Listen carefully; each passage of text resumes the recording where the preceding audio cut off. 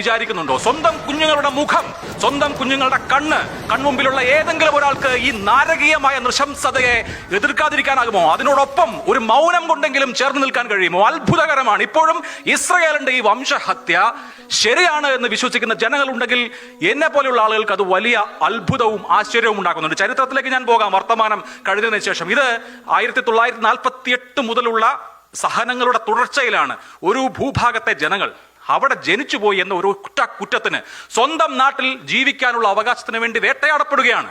സ്വന്തം മണ്ണിൽ അഭയാർത്ഥികളാക്കപ്പെടുകയാണ്. സ്വന്തം മണ്ണിൽ എല്ലാ തരത്തിലുള്ള മനുഷ്യാവകാശങ്ങളും നിഷേധിക്കപ്പെട്ട മനുഷ്യരാണ്. ഏതൊക്കെ തരത്തിലാണ് അവർ ഹ്യൂമിലിയേറ്റ് ചെയ്യപ്പെടുന്നത് എന്ന് ഒന്ന് ആലോചിച്ച് നോക്കൂ.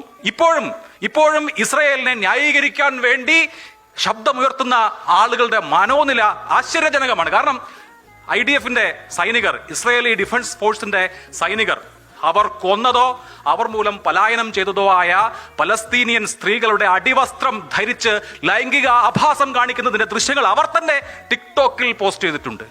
ആ മനോനിലയ്ക്ക് തുല്യമായ മനോനിലയായിരിക്കും ഇസ്രയേലിന്റെ ഈ കൊട്ടും ക്രൂരകൃത്യത്തെ ന്യായീകരിക്കുന്ന ഓരോ ആളുടേതെന്ന് ഞാൻ പറയും. കാരണം മനുഷ്യനായി പിറന്ന ഒരാൾക്കും, മനുഷ്യരായി ജീവിക്കുന്ന, മനുഷ്യത്വം മരവിക്കാത്ത ഒരാൾക്കും ഇസ്രയേൽ ചെയ്യുന്ന ഈ വംശഹത്യയെ എതിർക്കാതിരിക്കാൻ കഴിയില്ല. ഗ്രേറ്റ